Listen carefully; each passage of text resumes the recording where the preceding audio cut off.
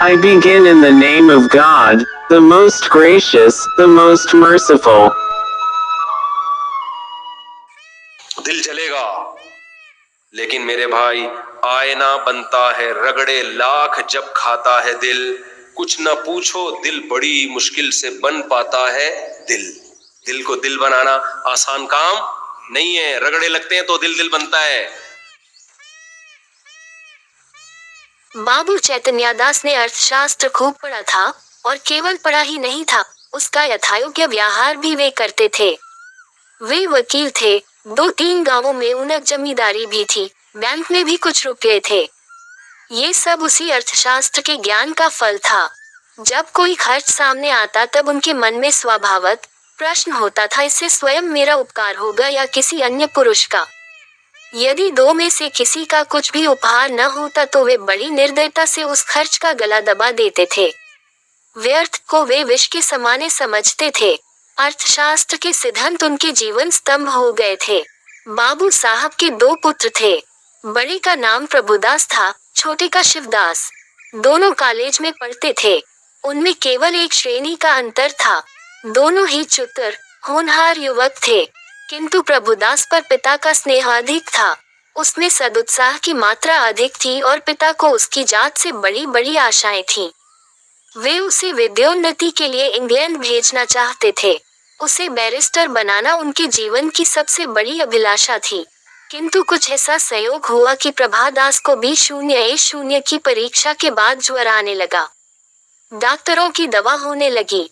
1 मास तक नित्य डॉक्टर साहब आते रहे, पर ज्वर में कमी न हुई। दूसरे डॉक्टर का इलाज होने लगा, पर उससे भी कुछ लाभ न हुआ। प्रभुदास दिनों दिन क्षीण होता चला जाता था। उठने बैठने की शक्ति न थी, यहाँ तक कि परीक्षा में प्रथम श्रेणी में उत्तीर्ण होने का शुभ संवाद सुनकर भी उस चेहरे पर हर्ष का कोई चिन्ह न दिखाई दिया। वह सदैव गहरी चिंता में डूबा रहता था। उसे अपना जीवन बोझ सा जान पड़ने लगा था। एक रोज चैतन्यदास ने डॉक्टर साहब से पूछा, ये क्या बात है कि 2 महीने हो गए और अभी तक दवा कोई असर नहीं हुआ? डॉक्टर साहब ने संदेहजनक उत्तर दिया, मैं आपको संशय में नहीं डालना चाहता। मेरा अनुमान है कि यह ट्यूबरक्यूलोसिस है। चैतन्यदास ने व्यग्र होकर कहा, तपेदिक? डॉक्टर, जी हाँ, उसके सभी लक्षण दिखाई देते हैं। चैतन्यदास ने अविश्वास के भाव से कहा, मानो उन्हें विस्मयकारी बात सुन पड़ी हो, तपेदिक हो गया। डॉक्टर ने खेद प्रकट करते हुए कहा, ये रोग बहुत ही गुप्त रीति से शरीर में प्रवेश करता है। चैतन्यदास, मेरे खानदान में तो ये रोग किसी को न था। डॉक्टर, संभव है मित्रों से इसके जम कीटाणु मिले हो। चैतन्यदास कई मिनट तक सोचने के बाद बोले, अब क्या करना चाहिए? डॉक्टर, दवा करते रहिए, अभी फेफड़ों तक असर नहीं हुआ है, इनके अच्छे होने की आशा है। चैतन्यदास, आपके विचार में कब तक दवा का असर होगा? डॉक्टर, निश्चय पूर्वक नहीं कह सकता, लेकिन 3-4 महीने में वे स्वस्थ हो जाएंगे। जड़ों में इस रोग का जोर कम हो जाया करता है। चैतन्यदास, अच्छे हो जाने पर ये पने में परिश्रम कर सकेंगे। डॉक्टर, मानसिक परिश्रम के योग्य तो ये शायद ही हो सके। चैतन्यदास, किसी सेनेटोरियम पहाड़ी स्वास्थ्यालय में भेज दूं तो कैसा हो? डॉक्टर, बहुत ही उत्तम। चैतन्यदास, तब ये पूर्ण रीति से स्वस्थ हो जाएंगे। डॉक्टर, हो सकते हैं, लेकिन इस रोग को दबा रखने के लिए इनका मानसिक परिश्रम से बचना ही अच्छा है। चैतन्यदास नैराश्य भाव से बोले, तब तो इनका जीवन ही नष्ट हो गया। गर्मी बीत गई, बरसात के दिन आए। प्रभुदास की दशा दिनों दिन बिगड़ती गई। वह पड़े पड़े बहुधा इस रोग पर की गई बड़े बड़े डॉक्टरों की व्याख्याएं पढ़ा करता था। उनके अनुभवों से अपनी अवस्था की तुलना किया करता था। पहले कुछ दिनों तक तो वह अस्थिरचित्त सा हो गया था। 2-4 दिन भी दशा संभली रहती तो पुस्तकें देखने लगता और विलायत यात्रा की चर्चा करता। 2-4 दिन भी ज्वर का प्रकोप बढ़ जाता तो जीवन से निराश हो जाता। किंतु कई मास के पश्चात जब उसे विश्वास हो गया कि इस रोग से मुक्त होना कठिन है, तब उसने जीवन की भी चिंता छोड़ दी। पथ्यापथ्य का विचार न करता, घर वालों की निगाह बचाकर औषधियां जमीन पर गिरा देता, मित्रों के साथ बैठकर जी बहलाता। यदि कोई उससे स्वास्थ्य के विषय में कुछ पूछता तो चिको मुंह मोड़ लेता। उसके भावों में एक शांतिमय उदासीनता आ गई थी और बातों में एक दार्शनिक मर्मज्ञता पाई जाती थी। वह लोक रीति और सामाजिक प्रथाओं पर बड़ी निर्भीकता से आलोचना किया करता। यद्यपि बाबू चैतन्यदास के मन में रह रहकर शंका उठा करती थी कि जब परिणाम विदित ही है तब इस प्रकार धन का अपव्यय करने से क्या लाभ, तथापि वे कुछ तो पुत्र प्रेम और कुछ लोक मत के भय से धैर्य के साथ दवा दर्पण करते जाते थे। जाड़े का मौसम था। चैतन्यदास पुत्र के सिरहाने बैठे हुए डॉक्टर साहब की ओर प्रश्नात्मक दृष्टि से देख रहे थे। जब डॉक्टर साहब टेम्परेचर लेकर थर्मामीटर लगाकर कुर्सी पर बैठे तब चैतन्यदास ने पूछा, अब तो जाड़ा आ गया, आपको कुछ अंतर मालूम होता है? डॉक्टर, बिल्कुल नहीं, बल्कि रोग और भी दुस्साध्य होता जाता है। चैतन्यदास ने कठोर स्वर में पूछा, तब आप लोग क्यों मुझे इस भ्रम में डाले हुए थे कि जाड़े में अच्छे हो जाएंगे? इस प्रकार दूसरों की सरलता का उपयोग करना अपना मतलब साधने का साधन हो तो हो, इसे सज्जनता कभी नहीं कह सकते। डॉक्टर ने नम्रता से कहा, ऐसी दशाओं में हम केवल अनुमान कर सकते हैं और अनुमान सदैव सत्य नहीं होते। आपको जेरबारी अवश्य हुई, पर मैं आपको विश्वास दिलाता हूँ कि मेरी इच्छा आपको भ्रम में डालने की नहीं थी। शिवादास बड़े दिन की छुट्टियों में आया हुआ था। इसी समय वही कमरे में आ गया और डॉक्टर साहब से बोला, आप पिताजी की कठिनाइयों का स्वयं अनुमान कर सकते हैं। अगर उनकी बात नागवार लगी तो उन्हें क्षमा कीजिएगा। चैतन्यदास ने छोटे पुत्र की ओर वात्सल्य की दृष्टि से देखकर कहा, तुम्हें यहाँ आने की जरूरत थी। मैं तुमसे कितनी बार कह चुका हूँ कि यहाँ आया करो, लेकिन तुमको सब्र ही नहीं होता। शिवादास ने लज्जित होकर कहा, मैं अभी चला जाता हूँ, आप नाराज न हो। मैं केवल डॉक्टर साहब से यह पूछना चाहता था कि भाई साहब के लिए अब क्या करना चाहिए। डॉक्टर साहब ने कहा, अब केवल एक ही साधन और है, इन्हें इटली के किसी सैनिटारियम में भेज देना चाहिए। चैतन्यदास ने सजग होकर पूछा, कितना खर्च होगा? ज्यादा से ज्यादा 3000। साल भाषा रहना होगा। निश्चय है कि वहाँ से अच्छे होकर आवेंगे? जी नहीं, यहाँ तो ये भयंकर रोग है, साधारण बीमारियों में भी कोई बात निश्चय रूप से नहीं कही जा सकती। इतना खर्च करने पर भी वहाँ से जो के त्यों लौटा आए तो ईश्वर की इच्छा। आपको ये तस्कीन हो जाएगी कि इनके लिए मैं जो कुछ कर सकता था कर दिया। आधी रात तक घर में प्रभुदास को इटली भेजने के प्रस्ताव पर वाद विवाद होता रहा। चैतन्यदास का कथन था कि एक संदिग्ध फल के लिए 3000 का खर्च उठाना बुद्धिमत्ता के प्रतिकूल है। शिवादास फल उनसे सहमत था, किंतु उसकी माता इस प्रस्ताव का बड़ी दृढ़ता के साथ विरोध कर रही थी। अंत में माता की धिक्कारों का ये फल हुआ कि शिवादास लज्जित होकर उसके पक्ष में हो गया। बाबू साहब अकेले रह गए। तपेश्वरी ने तर्क से काम लिया। पति के सद्भावों को प्रज्वलित कर इनकी चेष्टा की। धन की नश्वरात की लोकोक्तियां कहीं इन शस्त्रों से विजय लाभ न हुआ तो अश्रु वर्षा करने लगी। बाबू साहब जल बिंदुओं का इस शर प्रहार के सामने न ठहर सके। इन शब्दों में हार स्वीकार की, अच्छा भाई रो मत, जो कुछ कहती हो वही होगा। तपेश्वरी तो कब रुके, हाथ में आने दो। तो ये क्यों नहीं कहते कि भेजना ही नहीं चाहते? भेजना चाहता हूँ, किंतु अभी हाथ खाली है। क्या तुम नहीं जानती, बैंक में तो रुपये है, जायदाद तो है, 2-3 हजार का प्रबंध करना ऐसा क्या कठिन है? चैतन्यदास ने पत्नी को ऐसी दृष्टि से देखा मानो उसे खा जाएंगे और एक क्षण के बाद बोले, बिल्कुल बच्चों की सी बातें करती हो। इटली में कोई संजीवनी नहीं रखी हुई है जो तुरंत चमत्कार दिखाएगी। जब वहाँ भी केवल प्रारब्ध ही की परीक्षा करनी है तो सावधानी से कर लेंगे। पूर्व पुरुषों की संचित जायदाद और रखे हुए रुपये में अनिश्चित हित की आशा पर बलिदान नहीं कर सकता। तपेश्वरी ने डरते डरते कहा, आखिर आधा हिस्सा तो प्रभुदास का भी है। बाबू साहब तिरस्कार करते हुए बोले, आधा नहीं, उसमें मैं अपना सर्वस्व दे देता। जब उससे कुछ आशा होती वो खानदान की मर्यादा में और ऐश्वर्य बढ़ाता और इस लगाए हुए धन के फलस्वरूप कुछ कर दिखाता। मैं केवल भावुकता के फेर में पड़कर धन का ह्रास नहीं कर सकता। तपेश्वरी रवाक रह गई। जीतकर भी उसकी हार हुई। इस प्रस्ताव के 1 महीने बाद शिवदास बी.ए. पास हो गया। बाबू चैतन्य दास ने अपनी जमींदारी के 2 आने बंधक रखकर कानून पढ़ने के निमित्त उसे इंग्लैंड भेजा।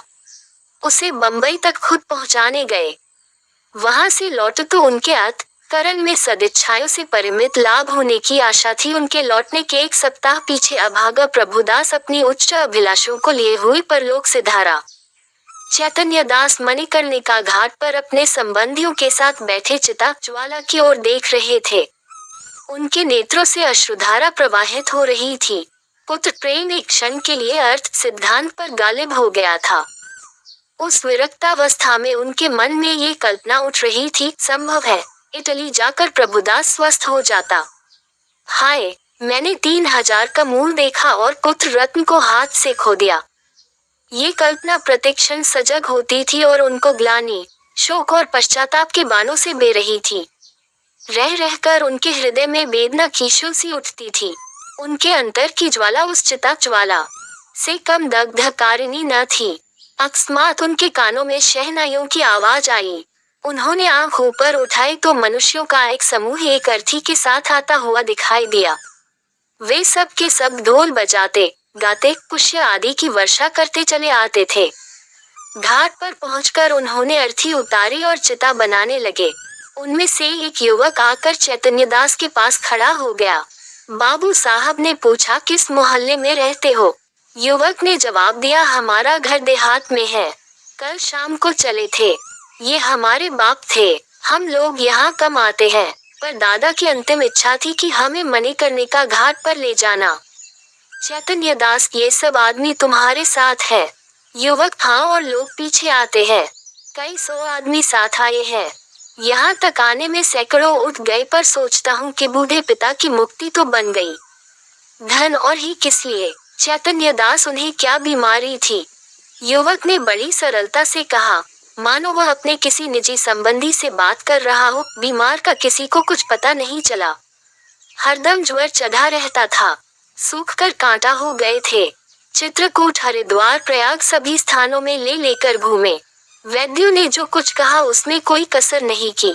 इतने में युवक का एक और साथी आ गया और बोला, साहब, मुंह देखा बात नहीं, नारायण लड़का दे तो ऐसा दे। इसने रुपयों को ठीक करे समझा। घर की सारी पूंजी पिता की दवा दारू में स्वाहा कर दी। थोड़ी सी जमीन तक बेच दी, पर कालबली के सामने आदमी का क्या बस है। युवक ने गदगद स्वर से कहा, भैया, रुपया पैसा हाथ का मैल है। कहाँ आता है कहाँ जाता है, मनुष्य नहीं मिलता। जिंदगानी है तो कमा खाऊंगा। पर मन में ये लालसा तो नहीं रह गई कि हाय, यह नहीं किया, उस वैद्य के पास नहीं गया, नहीं तो शायद बच जाते। हम तो कहते हैं कि कोई हमारा सारा घर द्वार लिखा ले, केवल दादा को एक बोल बुला दे। इसी माया मोह का नाम जिंदगानी है, नहीं तो इसमें क्या रखा है। धन से प्यारी जान, जान से प्यारा ईमान। बाबू साहब, आपसे सच कहता हूँ, अगर दादा के लिए अपने बस की कोई बात उठा रखता तो आज रोते न बनता। अपना ही चित अपने को धिक्कारता। नहीं तो मुझे इस घड़ी ऐसा जान पड़ता है कि मेरा उद्धार एक भारी ऋण से हो गया। उनकी आत्मा सुख और शांति से रहेगी तो मेरा सब तरह कल्याण ही होगा। बाबू चैतन्य दास सिर झुकाए ये बातें सुन रहे थे। एक एक शब्द उनके हृदय में शर के समान चुभता था। इस उदारता के प्रकाश में उन्हें अपनी हृदयहीनता, अपनी आत्मशून्यता, अपनी भौतिकता अत्यंत भयंकर दिखाई देती थी। उनके चित्त पर इस घटना का कितना प्रभाव पड़ा, यह इसी से अनुमान किया जा सकता है कि प्रभुदास के अंत्येष्टि संस्कार में उन्होंने हजारों रुपए खर्च कर डाले। उनके संतप्त हृदय की शांति के लिए अब एकमात्र यही उपाय रह गया था। एक झोपड़ी में गांव के उसे सिरे पर रहती थी। बेटी बाग से पत्तियां बटोर लाती, माँ भार झोंकती, यही उनकी जीविका थी। सेर 2 सेर अनाज मिल जाता था, खाकर पर रहती थी। माता विधवा था, बेटी कुंवारी, घर में और कोई आदमी न था। माँ का नाम गंगा था, बेटी का गौरा। गंगा को कई साल से यह चिंता लगी हुई थी कि कहीं गौरा की सगाई हो जाए, लेकिन कहीं बात पक्की न होती थी। अपने पति के मर जाने के बाद गंगा ने कोई दूसरा घर न किया था, न कोई दूसरा धंधा ही करती थी। इससे लोगों को संदेह हो गया था कि आखिर इसका गुजर कैसे होता है। और लोग तो छाती फाड़ फाड़ कर काम करते हैं, फिर भी पेट भर अन्न मयस्सर नहीं होता। ये स्त्री कोई धंधा नहीं करती, फिर भी माँ बेटी आराम से रहती हैं, किसी के सामने हाथ नहीं फैलाती। इसमें कुछ न कुछ रहस्य अवश्य है। धीरे धीरे ये संदेह और भी दृढ़ हो गया और अब तक जीवित था। बिरादरी में कोई गौरा से सगाई करने पर राजी न होता था। शूद्रों की बिरादरी बहुत छोटी होती है, 10-5 कोस से अधिक उसका क्षेत्र नहीं होता, इसीलिए एक दूसरे के गुण दोष किसी से छिपे नहीं रहते, उन पर पर्दा ही डाला जा सकता है। इस भ्रांति को शांत करने के लिए माँ ने बेटी के साथ कई तीर्थ यात्राएं की।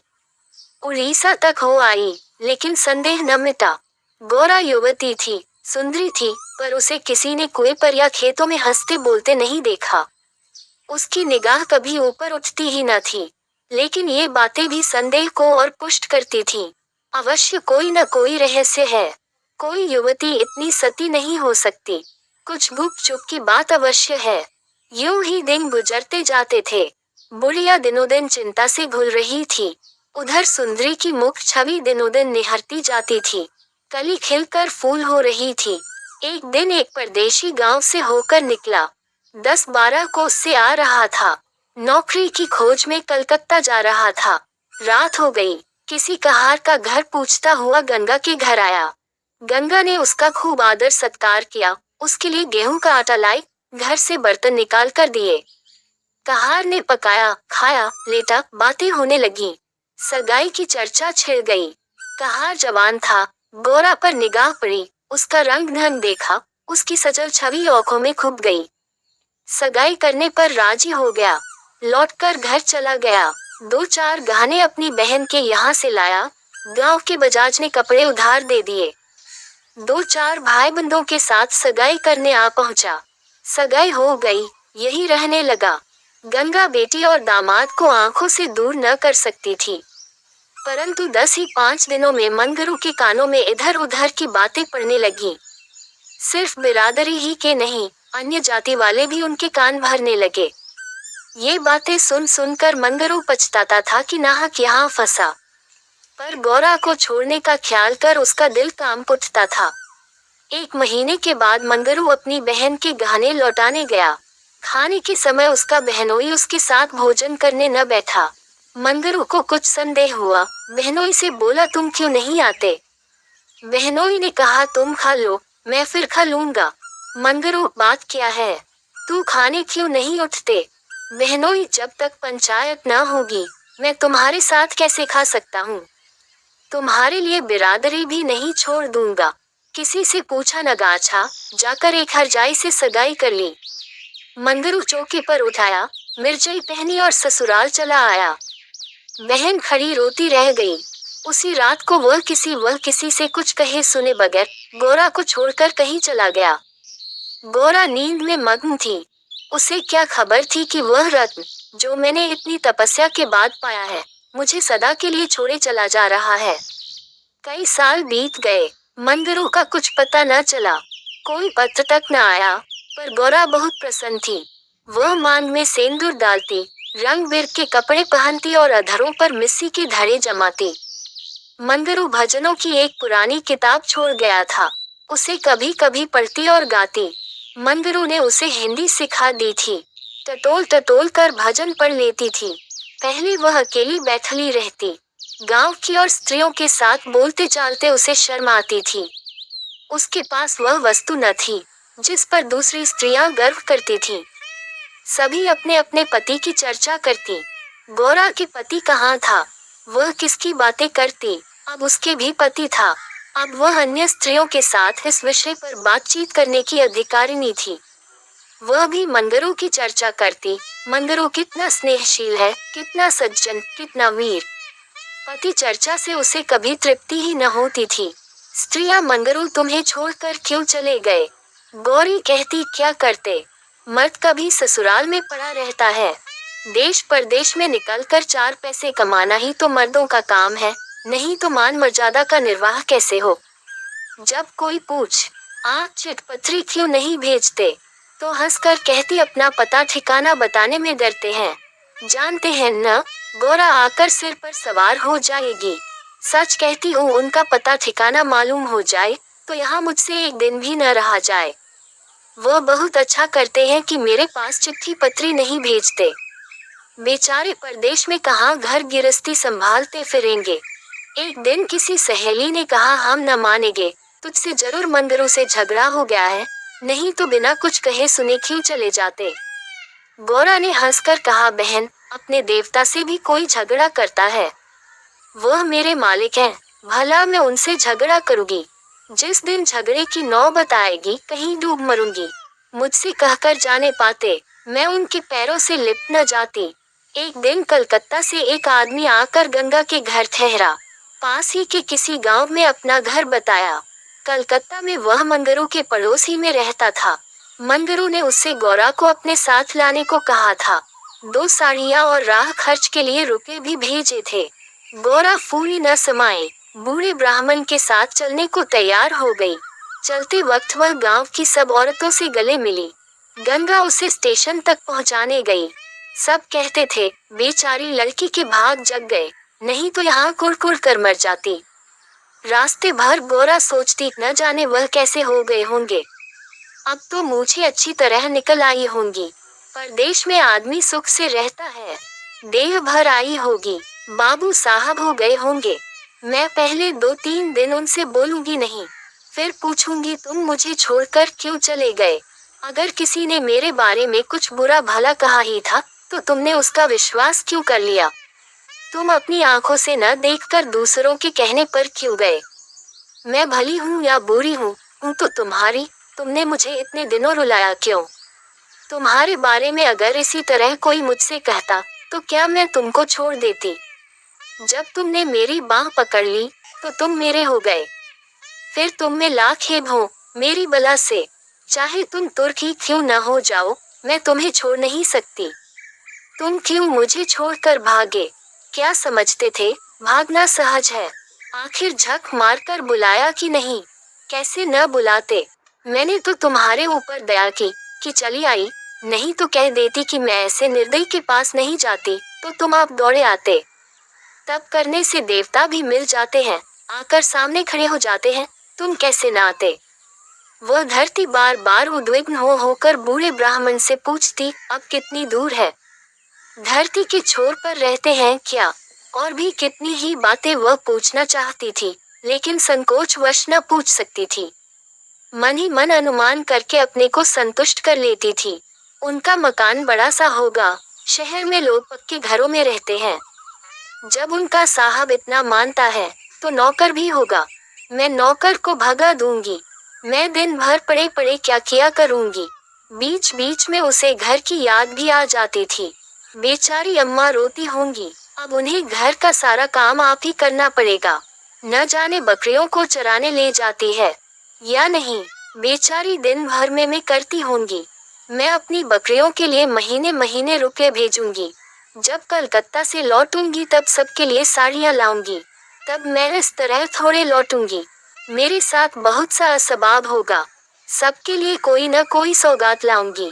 तब तक तो बहुत सी बकरियां हो जाएंगी। यही सुख स्वप्न देखते देखते गौरा ने सारा रास्ता काट दिया। पगली क्या जानती थी कि मेरे मान कुछ और कर्ता के मन कुछ और। क्या जानती थी कि बूढ़े ब्राह्मणों के भेष में पिशाच होते हैं। मन की मिठाई खाने में मग्न थी। तीसरे दिन गाड़ी कलकत्ता पहुंची। गौरा की छाती धड़ धड़ करने लगी। वह यहीं कहीं खड़े होंगे, अब आते ही होंगे, ये सोचकर उसने घूंघट निकाल लिया और संभल बैठी। मगर मंगरू वहां न दिखाई दिया। बूढ़ा ब्राह्मण बोला, मंगरू तो यहाँ नहीं दिखाई देता। मैं चारों ओर छान आया, शायद किसी काम में लग गया होगा, आने की छुट्टी न मिली होगी। मालूम भी तो न था कि हम लोग किसी गाड़ी से आ रहे हैं। उनकी राह क्यों देखें, चलो डेरे पर चलें। दोनों गाड़ी पर बैठकर चले। गौरा कभी तांगे पर सवार न हुई थी। उसे गर्व हो रहा था कि कितने ही बाबू लोग पैदल जा रहे हैं, मैं तांगे पर बैठी हूँ। एक क्षण में गाड़ी मंगरू के डेरे पर पहुँच गई। एक विशाल भवन था, अहाता साफ सुथरा, सायाबान में फूलों के गमले रखे हुए थे। ऊपर चढ़ने लगी, विस्मय, आनंद और आशा से। उसे अपनी सुधि ही न थी। सीढ़ियों पर चढ़ते चढ़ते पैर दुखने लगे। ये सारा महल उनका है। किराया बहुत देना पड़ता होगा। रुपये को तो वह कुछ समझते ही नहीं। उसका हृदय धड़क रहा था कि कहीं मंगरू ऊपर से उतरते आ न रहे हों। बड़ी री पर भेंट हो गई तो मैं क्या करूँगी? भगवान करे वह पड़े सोते रहे हों, तब मैं जगाऊं और वह मुझे देखते ही हड़बड़ा कर उठ बैठे। आखिर सीढ़ियों का अंत हुआ। ऊपर एक कमरे में गौरा को ले जाकर ब्राह्मण देवता ने बैठा दिया। यही मंगरू का डेरा था, मगर मंगरू यहाँ भी नदारद। कोठरी में केवल एक खाट पड़ी हुई थी।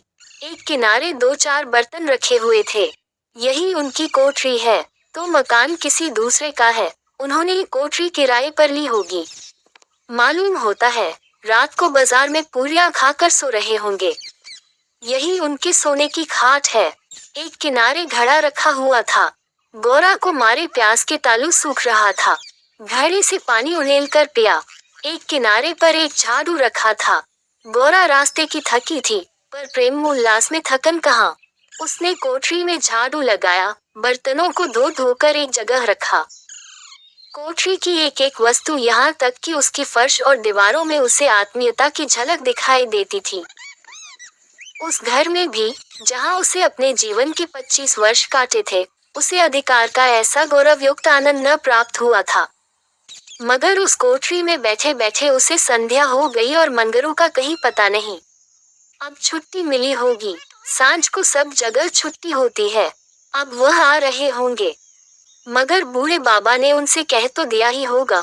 वह क्या अपने साहब से थोड़ी देर की छुट्टी न ले सकते थे? कोई बात होगी, तभी तो नहीं आए। अंधेरा हो गया। कोठरी में दीपक न था। गौरा द्वार पर खड़ी पति की बात देख रही थी। जाने पर बहुत से आदमियों के चढ़ते उतरने की आहट मिलती थी। बार बार गौरा को मालूम होता था कि वह आ रहे हैं, पर इधर कोई नहीं आता था। 9 बजे बूढ़े बाबा आए। गौरी ने समझा मंगरू है। झटपट कोठरी के बाहर निकल आई। देखा तो ब्राह्मण। बोली वह कहाँ रह गए? बूढ़ा उनकी तो यहाँ से बदली हो गई। दफ्तर में गया था तो मालूम हुआ कि वह अपने साहब के साथ यहाँ से कोई 8 दिन की राह पर चले गए। उन्होंने साहब से बहुत हाथ पैर जोड़े कि मुझे 10 दिन की मोहलत दे दीजिए, लेकिन साहब ने एक न मानी। मंगरू यहाँ लोगों से कह गए हैं कि घर के लोग आए तो मेरे पास भेज देना। अपना पता दे गए हैं। कल मैं तुम्हें यहाँ से जहाज पर बैठा दूंगा। उस जहाज पर हमारे देश के और भी बहुत से होंगे, इसलिए मार्ग में कोई कष्ट न होगा। गौरा ने पूछा कई दिन में जहाज पहुँचेगा? बूढ़ा 8-10 दिन से कम न लगेंगे, मगर घबराने की कोई बात नहीं। तुम्हें किसी बात की तकलीफ न होगी। अब तक गौरा को अपने गांव लौटने की आशा थी। कभी न कभी वह अपने पति को वहां अवश्य खींच ले जाएगी। लेकिन जहाज पर बैठाकर उसे ऐसा मालूम हुआ कि अब फिर माता को न देखूंगी, फिर गांव के दर्शन न होंगे। देश से सदा के लिए नाता टूट रहा है। देर तक घाट पर खड़ी रोती रही। जहाज और समुद्र देखकर उसे भय हो रहा था। हृदय दहल जाता था। शाम को जहाज खुला। उस समय गौरा का हृदय एक अक्षय भय से चंचल हो उठा। थोड़ी देर के लिए नैराश्य न उस पर अपना आतंक जमा लिया। न जाने किस देश जा रही हूँ, उनसे भेंट भी होगी या नहीं। उन्हें कहाँ खोजती फिरूंगी, कोई पता ठिकाना भी तो नहीं मालूम। बार बार पछताती थी कि एक दिन पहले क्यों न चली आई। कलकत्ता में भेंट हो जाती तो मैं उन्हें वहां कभी न जाने देती। जहाज पर और कितने ही मुसाफिर थे, कुछ स्त्रियां भी थीं। उनमें बराबर गाली गलौज होती रहती थी, इसलिए गौरा को उनसे बातें करने की इच्छा न होती थी। केवल एक स्त्री उदास दिखाई देती थी। गौरा ने उससे पूछा तुम कहाँ जाती हो बहन? उस स्त्री की बड़ी बड़ी आंखें सजल हो गईं। बोली, कहाँ बताऊं बहन, कहाँ जा रही हूँ? जहाँ भाग्य ले जाता है वहीं जा रही हूँ। तुम कहाँ जाती हो? गौरा, मैं तो अपने मालिक के पास जा रही हूँ। जहाँ यह जहाज रुकेगा वह वही नौकर हैं। मैं कल आ जाती तो उनसे कलकत्ता में ही भेंट हो जाती। आने में देर हो गई। क्या जानती थी कि वह इतनी दूर चले जाएंगे, नहीं तो क्यों देर करती। स्त्री, अरे बहन, कहीं तुम्हें भी तो कोई बहकाकर नहीं लाया है? तुम घर से किसके साथ आई हो? गौरा, मेरे आदमी ने कलकत्ता से आदमी भेजकर मुझे बुलाया था। स्त्री, वह आदमी तुम्हारा जान पहचान का था। गोरा नहीं, उस तरफ का एक बूढ़ा ब्राह्मण था। स्त्री, वही लंबा सा, दुबला पतला लकलक बूढ़ा, जिसकी एक ओख में फूली पड़ी हुई है। गोरा, हाँ हाँ वही। क्या तुम उसे जानती हो? स्त्री, उसी दुष्ट ने तो मेरा भी सर्वनाश किया। ईश्वर करे, उसकी सातों पुश्ते नरक भोगे, उसका निर्वश हो जाए, कोई पानी देने वाला भी न रहे, कोड़ी होकर मरे। मैं अपना वृतांत सुनाऊं तो तुम समझेगी कि झूठ है, किसी को विश्वास न आएगा। क्या कहूँ, बस सही समझ लो कि इसके कारण मैं न घर की रह गई, न घाट की। किसी को मुंह नहीं दिखा सकती, मगर जान तो बड़ी प्यारी होती है। मिर्च के देश जा रही हूँ कि वहीं मेहनत मजदूरी करके जीवन के दिन काटूं। गोरा के प्राण नहीं में समा गए। मालूम हुआ जहाज अथाह जल में डूबा जा रहा है। समझ गई बूढ़े ब्राह्मण ने दगा की। अपने गांव में सुना करती थी कि गरीब लोग मिर्च में भर्ती होने के लिए जाया करते हैं, मगर जो वहां जाता है वह फिर नहीं लौटता। हे भगवान, तुमने मुझे किस पाप का ये दंड दिया? बोली, यह सब क्यों लोगों को इस तरह छलकर मिर्च भेजते हैं? स्त्री, रुपये के लोभ से और किस लिए? सुनती हूँ आदमी पीछे इन सभी को कुछ रुपये मिलते हैं। गोरा मजूरी। गोरा सोचने लगी, अब क्या करूं? यह आशा नौक जिस पर बैठी हुई वह चली जा रही थी, टूट गई थी और अब समुद्र की लहरों के सिवा उसकी रक्षा करने वाला कोई न था। जिस आधार पर उसने अपना जीवन भवन बनाया था वह जलमग्न हो गया। अब उसके लिए जल के सिवा और कहाँ आश्रय है? उसकी अपनी माता की, अपने घर की, अपने गांव की, सहेलियों की याद आती और ऐसी घोर मर्म वेदना होने लगी मानो कोई सर्प अंतस्थल में बैठा हुआ बार बार डस रहा हो। भगवान, अगर मुझे यही यातना देनी थी तो तुमने जन्म ही क्यों दिया था? तुम्हें दुखिया पर दया नहीं आती? जो पिसे हुए हैं उन्हीं को पीसते हो। करुण स्वर से बोली, तो अब क्या करना होगा बहन? स्त्री, ये तो वहां पहुंचकर मालूम होगा। अगर मजूरी ही करनी पड़ी तो कोई बात नहीं, लेकिन अगर किसी ने कुदृष्टि से देखा तो मैंने निश्चय कर लिया है कि या तो उसी के प्राण ले लूंगी या अपने प्राण दे दूंगी। ये कहते कहते उसे अपना वृतांत सुनाने की वह उत्कट इच्छा हुई जो दुखियों को हुआ करती है। बोली, मैं बड़े घर की बेटी और उससे भी बड़े घर की बहू हूँ, पर अभागिनी। विवाह के तीसरे ही साल पतिदेव का देहांत हो गया। चित्त की कुछ ऐसी दशा हो गई कि नित्य मालूम होता कि वह मुझे बुला रहे हैं। पहले तो आँख झपकते ही उनकी मूर्ति सामने आ जाती थी, लेकिन फिर तो ये दशा हो गई कि जागृत दशा में भी रह रहकर उनके दर्शन होने लगे। बस यही जान पड़ता था कि वह साक्षात खड़े बुला रहे हैं। किसी से शर्म के मारे कहती न थी, पर मन में ये शंका होती थी कि जब उनका देहावसान हो गया है तो वह मुझे दिखाई कैसे देते हैं। मैं इसे भ्रांति समझकर चित्त को शांत न कर सकती। मन कहता था, जो वस्तु प्रत्यक्ष दिखाई देती है वह मिल क्यों नहीं सकती? केवल वह ज्ञान चाहिए। साधु महात्माओं को सिवा ज्ञान और कौन दे सकता है? मेरा तो अब भी विश्वास है कि अभी ऐसी क्रियाएं हैं जिनसे हम मरे हुए प्राणियों से बातचीत कर सकते हैं, उनको स्थूल रूप में देख सकते हैं। महात्माओं की खोज में रहने लगी। मेरे यहाँ अक्सर साधु संत आते थे, उनसे एकांत में इस विषय में बातें किया करती थी, पर वे लोग सदुपदेश देकर मुझे टाल देते थे। मुझे सदुपदेशों की जरूरत न थी। मैं वैधव्य धर्म खूब जानती थी। मैं तो वह ज्ञान चाहती थी जो जीवन और मरण के बीच का पर्दा उठा दे। 3 साल तक मैं इसी खेल में लगी रही। 2 महीने होते हैं, वही बूढ़ा ब्राह्मण सन्यासी बना हुआ मेरे यहाँ जा पहुँचा। मैंने इससे वही भिक्षा मांगी। इस धूर्त ने कुछ ऐसा माया जाल फैलाया कि मैं आंखें रहते हुए भी फंस गई। अब सोचती हूँ तो अपने ऊपर आश्चर्य होता है कि मुझे उसकी बातों पर इतना विश्वास क्यों हुआ। मैं पति दर्शन के लिए सब कुछ झेलने को, सब कुछ करने को तैयार थी। इसने रात को अपने पास बुलाया। मैं घर वालों से पड़ोसन के घर जाने का बहाना करके इसके पास गई। एक पीपल से इसकी धूनी जल रही थी। उस विमल चांदनी में ये जटाधारी ज्ञान और योग का देवता सा मालूम होता था। मैं आकर धूनी के पास खड़ी हो गई। उस समय यदि बाबाजी मुझे आग में कूद पड़ने की आज्ञा देते तो मैं तुरंत कूद पड़ती। इसने मुझे बड़े प्रेम से बैठाया और मेरे सिर पर हाथ रखकर न जाने क्या कर दिया कि मैं बेसुध हो गई। फिर मुझे कुछ नहीं मालूम कि मैं कहाँ गई, क्या हुआ। जब मुझे होश आया तो मैं रेल पर सवार थी। जी मैं आया कि चिल्लाऊं, पर यह सोचकर कि अब गाड़ी रुक भी गई और मैं उतर भी पड़ी तो घर में घुसने न पाऊंगी, मैं चुपचाप बैठी रह गई। मैं परमात्मा की दृष्टि से निर्दोष थी, पर संसार की दृष्टि में कलंकित हो चुकी थी। रात को किसी युवती का घर से निकल जाना कलंकित करने के लिए काफी था। जब मुझे मालूम हो गया कि सब मुझे टापू में भेज रहे हैं तो मैंने जरा भी आपत्ति नहीं की। मेरे लिए अब सारा संसार एक सा है। जिसका संसार में कोई न हो, उसके लिए देश परदेश दोनों बराबर है। हाँ, ये पक्का निश्चय कर चुकी हूँ कि मरते दम तक अपने सत की रक्षा करूंगी। विधि के हाथ में मृत्यु से बढ़कर कोई यातना नहीं।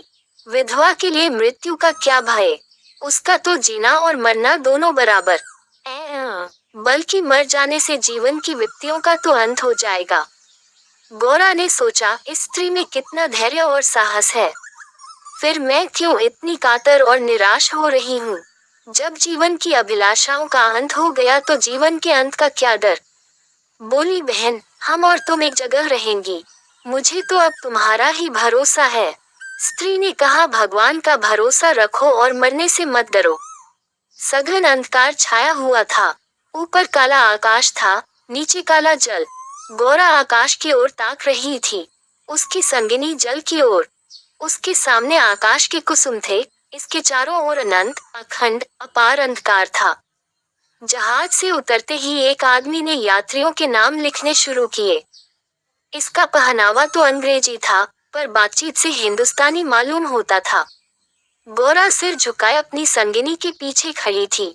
उस आदमी की आवाज सुनकर वह चौंक पड़ी। उसने दबी आंखों से उसको और देखा। उसके समस्त शरीर में सनसनी दौड़ गई। क्या स्वप्न तो नहीं देख रही हूँ। आंखों पर विश्वास न आया, फिर उस पर निगाह डाली। उसकी छाती वेग से धड़कने लगी, पैर थर थर कांपने लगे। ऐसा मालूम होने लगा मानो चारों ओर जल ही जल है और उसमें बही जा रही हूँ। उसने अपनी संगिनी का हाथ पकड़ लिया, नहीं तो जमीन में गिर पड़ती। उसके सम्मुख वही पुरुष खड़ा था जो उसका प्राणधार था और जिससे इस जीवन में भेंट होने की उसे लेश मात्र भी आशा न थी। यह मंगरू था, इसमें जरा भी संदेह न था। हाँ, उसकी सूरत बदल गई थी। यौवन काल का वह कांते में साहस, सदैव छवि नाम को भी न थी। बाल खिचड़ी हो गए थे, गाल पिचके हुए, लाल आंखों से कुवासना और कठोरता झलक रही थी। पर था वह मंगरू। गोरा के जी में प्रबल इच्छा हुई कि स्वामी के पैरों से लिपट जाऊं। चिल्लाने का जी चाहा, पर संकोच ने मन को रोका। बूढ़े ब्राह्मण ने बहुत ठीक कहा था। स्वामी ने अवश्य मुझे बुलाया था और आने से पहले यहाँ चले आए।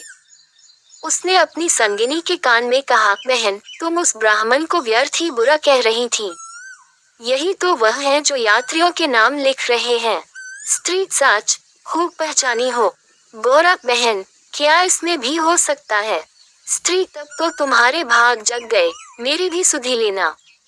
गोरा, भला बहन, ऐसा भी हो सकता है कि यहाँ तुम्हें छोड़ दूं। मंगरू यात्रियों से बात बात पर बिगड़ता था, बात बात पर गालियां देता था। कई आदमियों को ठोकर मारे और कई को केवल गांव का जिला न बता सकने के कारण धक्का देकर गिरा दिया। गोरा मन ही मन गड़ी जाती थी, साथ ही अपने स्वामी के अधिकार पर उसे गर्व भी हो रहा था। आखिर मंगरू उसके सामने आकर खड़ा हो गया और कुचेष्टा पूर्ण नेत्रों से देखकर बोला, तुम्हारा क्या नाम है। गोरा ने कहा, गोरा। मंगरू चौंक पड़ा, फिर बोला, घर कहाँ है। मदनपुर, जिला बनारस। ये कहते कहते हंसी आ गई। मंगरू ने अब की उसकी ओर ध्यान से देखा, तब लपक कर उसका हाथ पकड़ लिया और बोला, गोरा, तुम यहाँ कहाँ, मुझे पहचानती हो। गोरा रो रही थी, मुँह से बात न निकलती। मंगरू फिर बोला, तुम यहाँ कैसे आई। गोरा खड़ी हो गई, आंसू पोंछ डाले और मंगरू की ओर देखकर बोली, तुम्ही ने तो बुला भेजा था। मंगरू, मैं तो 7 साल से यहाँ हूँ। गोरा, तुमने उसे बूढ़े ब्राह्मण से मुझे लाने को नहीं कहा था। मंगरू, कह तो रहा हूँ, मैं 7 साल से यहाँ हूँ। मरने पर ही यहाँ से जाऊंगा। भला तुम्हें क्यों बुलाता? गोरा को मंगरू से इस निष्ठुरता का आशा न थी। उसने सोचा, अगर यह सत्य भी हो कि इन्होंने मुझे नहीं बुलाया, तो भी इन्हें मेरा यूं अपमान न करना चाहिए था। क्या वह समझते हैं कि मैं इनकी रोटियों पर आई हूँ? ये तो इतने ओछे स्वभाव के न थे। शायद दर्जा पाकर इन्हें मद हो गया है। नारी सुलभ अभिमान से गर्दन उठाकर उसने कहा, तुम्हारी इच्छा हो तो अब यहाँ से लौट जाऊं, तुम्हारे ऊपर भार बनना नहीं चाहती। मंगरू कुछ लज्जित होकर बोला, अब तुम यहाँ से लौट नहीं सकती गोरा। यहाँ आकर बिरला ही कोई लौटता है। ये कहकर वह कुछ देर चिंता में मग्न खड़ा रहा, मानो संकट में पड़ा हुआ हो कि क्या करना चाहिए। उसकी कठोर मुखाकृति पर दीनता का रंग झलक पड़ा। तब कातर स्वर से बोला, जब आ ही गई हो तो रहो। जैसी कुछ पड़ेगी देखी जाएगी। गोरा, जहाज फिर कब लौटेगा? मंगरू, तुम यहाँ से 5 बरस के पहले नहीं जा सकती। गोरा, क्यों? क्या कुछ जबरदस्ती है? मंगरू, हाँ, यहाँ का यही हुक्म है। गोरा, तो फिर मैं अलग मजदूरी करके अपना पेट पालूंगी। मंगरू ने सजल नेत्र होकर कहा, जब तक मैं जीता हूँ तुम मुझसे अलग नहीं रह सकती। गोरा, तुम्हारे ऊपर भार बनकर न रहूंगी। मंगरू, मैं तुम्हें भार नहीं समझता गोरा, लेकिन ये जगह तुम जैसी देवियों के रहने लायक नहीं है, नहीं तो अब तक मैंने तुम्हें कब का बुला लिया होता। वही बूढ़ा आदमी जिसने तुम्हें बहकाया, मुझे घर से आते समय पटने में मिल गया और झांसे देकर मुझे यहाँ भारती कर दिया। तब से यही पड़ा हुआ हूँ। चलो मेरे घर में रहो, वहाँ बातें होंगी। ये दूसरी औरत कौन है? गोरा, यह मेरी सखी है। इन्हें भी बूढ़ा बहका लाया। मंगरू, ये तो किसी कोठी में जाएंगी। इन सब आदमियों की बांट होगी। जिसके हिस्से में जितने आदमी आएंगे उतने हर एक कोठी में भेजे जाएंगे। गोरा, ये तो मेरे साथ रहना चाहती है। मंगरू, अच्छी बात है, इन्हें भी लेती चलो। यात्रियों के नाम तो लिखे ही जा चुके थे। मंगरू ने उन्हें एक चपरासी को सौंपकर दोनों औरतों के साथ घर की राह ली। दोनों ओर सघन वृक्षों की कतारें थी। जहाँ तक निगाह जाती थी ऊख ही ऊख दिखाई देती थी। समुद्र की ओर से शीतल निर्मल वायु के झोंके आ रहे थे। अत्यंत सुरम्य दृश्य था, पर मंगरू की निगाह उस ओर न थी। वह भूमि की ओर ताकता, सिर झुकाए, संदिग्ध चवाल से चला जा रहा था, मानो मन ही मन कोई समस्या हल कर रहा था। थोड़ी ही दूर गए थे कि सामने से 2 आदमी आते हुए दिखाई दिए। समीप आकर दानों रुक गए और एक ने हंसकर कहा, मंगरू, इनमें से एक हमारी है। दूसरा बोला, और दूसरा मेरी। मंगरू का चेहरा तमतमा उठा था। भीषण क्रोध से कांपता हुआ बोला, ये दोनों मेरे घर की औरतें हैं। समझ गए? इन दोनों ने जोर से कह कहा मारा और एक ने गोरा के समीप आकर उसका हाथ पकड़ने की चेष्टा करके कहा, यह मेरी है, चाहे तुम्हारे घर की हो चाहे बाहर की। बच्चा, हमें चकमा देते हो। मंगरू, कासिम, इन्हें मत छेड़ो, नहीं तो अच्छा न होगा। मैंने कह दिया, मेरे घर की औरतें हैं। मंगरू की आंखों से अग्नि की ज्वाला सी निकल रही थी। वह दानों के उसके मुख का भाव देखकर कुछ सहम गए और समझ लेने की धमकी देकर आगे बढ़े। किंतु मंगरू के अधिकार क्षेत्र से बाहर पहुंचते ही एक ने पीछे से ललकार कर कहा, देखे कहाँ लेके जाते हो। मंगरू ने उधर ध्यान नहीं दिया, जरा कदम बढ़ाकर चलने लगा। देसी संध्या के एकांत में हम कब्रिस्तान के पास से गुजरते हैं। हमें पग पग पर यह शंका होती है कि कोई शब्द कान में न पड़ जाए, कोई सामने आकर खड़ा न हो जाए, कोई जमीन के नीचे से कफन ओढ़े उठ न खड़ा हो। गोरा ने कहा, ये दानव बड़े शोहदे थे। मंगरू, और मैं किस लिए कह रहा था कि यह जगह तुम जैसी स्त्रियों के रहने लायक नहीं है। सहसा दाहिनी तरफ से एक अंग्रेज घोड़ा दौड़ाता आ पहुंचा और मंगरू से बोला, वेल जमादार, ये दोनों औरतें हमारी कोठी में रहेगा। हमारी कोठी में कोई औरत नहीं है। मंगरू ने दोनों औरतों को अपने पीछे कर लिया और सामने खड़ा होकर बोला, साहब, ये दोनों हमारे घर की औरतें हैं। साहब, ओहो, तुम झूठा आदमी, हमारी कोठी में कोई औरत नहीं और तुम 2 ले जाएगा। ऐसा नहीं हो सकता। गोरा की ओर इशारा करके, इसको हमारी कोठी पर पहुंचा दो। मंगरू ने सिर से पैर तक कांपते हुए कहा, ऐसा नहीं हो सकता। मगर साहब आगे बढ़ गया था, उसके कान में बात न पहुंची। उसने हुक्म दे दिया था और उसकी तामील करना जमादार का काम था। शेष मार्ग निर्विघ्न समाप्त हुआ। आगे मजूरों के रहने के मिट्टी के घर थे। द्वारों पर स्त्री पुरुष जहां तहां बैठे हुए थे। सभी इन दोनों स्त्रियों की ओर घूरते थे और आपस में इशारे करते हंसते थे। गौरा ने देखा, उनमें छोटे बड़े का लिहाज नहीं है, न किसी की आंखों में शर्म है। एक भदेसले ने हाथ पर चिलम पीते हुए अपनी पड़ोसन से कहा, 4 दिन की चांदनी, फिर अंधेरी पाक। दूसरी अपनी चोटी गूंथती हुई बोली, कलो है ना। मंगरू दिन भर द्वार पर बैठा रहा, मानो कोई किसान अपने मटर के खेत की रखवाली कर रहा हो। कोठरी में दोनों स्त्रियां बैठी अपने नसीबों को रही थी। इतनी देर में दोनों को यहाँ की दशा का परिचय कराया गया था। दोनों भूखी प्यासी बैठी थीं। यहाँ का रंग देखकर भूख प्यास सब भाग गई थी। रात के 10 बजे होंगे कि एक सिपाही ने आकर मंगरू से कहा, चलो, तुम्हें जन साहब बुला रहे हैं। मंगरू ने बैठे बैठे कहा, देखो नब्बी, तुम भी हमारे देश के आदमी हो। कोई मौका पड़े तो हमारी मदद करोगे ना? जाकर साहब से कह दो, मंगरू कहीं गया है, बहुत होगा जुर्माना कर देंगे। नब्बी, न भैया, गुस्से में भरा बैठा है, पे हुए हैं, कहीं मार चले तो बस, चमड़ा इतना मजबूत नहीं है। मंगरू, अच्छा तो जाकर कह दो, नहीं आता। नब्बी, मुझे क्या, जाकर कह दूंगा, पर तुम्हारी खैरियत नहीं है कि बंगले पर चला। यही वही साहब थे जिनसे आज मंगरू की भेंट हुई थी। मंगरू जानता था कि साहब से बिगाड़ करके यहाँ एक क्षण भी निर्वाह नहीं हो सकता। जाकर साहब के सामने खड़ा हो गया। साहब ने दूर से ही डांटा, वह औरत कहाँ है? तुमने उसे अपने घर में क्यों रखा है? मंगरू, हजूर, वह मेरी ब्याहता औरत है। साहब, अच्छा, वह अदब सरा कौन है? मंगरू, वह मेरी सगी बहन है हजूर। साहब, हम कुछ नहीं जानता, तुमको लाना पड़ेगा। दो में से कोई।